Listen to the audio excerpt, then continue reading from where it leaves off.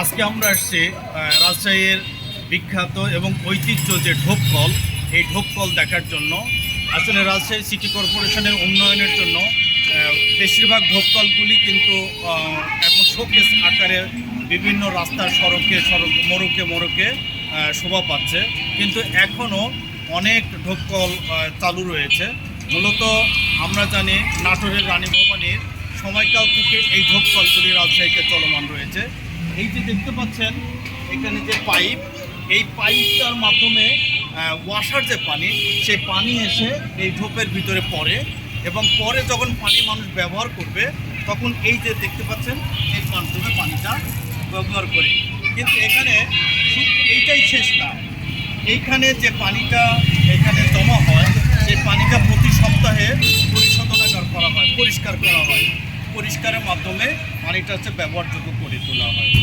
তো আসলে আমরা দেখলাম যে এইটা যে রানী ভবানী যখন ছিলেন তখন থেকেই কিন্তু এই ঢোপকলটা চালু হয়েছে। এ মূলত সেই সময়কার রানী ভবানী এই রাজশাহী সিটি কর্পোরেশনের উন্নয়ন এবং পানি ব্যবস্থাপনার জন্য মূলত এই ঢোপকলগুলি উপহার দিয়েছিলেন। কলটা চালু আছে এটা দেখার জন্য আমরা এই ঢোপকল ব্যবহারকারী একজন, তার সাথে একটু কথা বলছি। আপনি কি এই ঢোপকল ব্যবহার করেন? জি।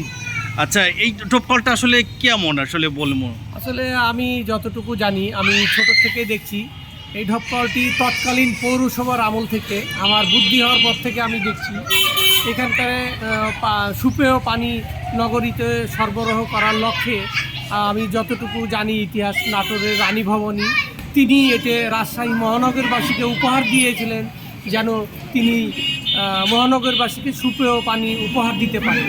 তারই অংশ হিসাবে এই ঢোপকলটি আর কি। তবে এই ঢোপকলটিতে পানি যথেষ্ট পানি ঠান্ডা থাকে এবং এই পানি গরমের দিনে খেলে আমাদের মানে অনেকটা তৃষ্ণার্ত অবস্থায় থাকলে যে লাঘবটা হয় সেটাই আর কি। এই ঢোপকলটা যখন এই দিক দিয়ে ভরে যেত তখন দেখা যাচ্ছে এই দিক দিয়ে পানি পড়তো।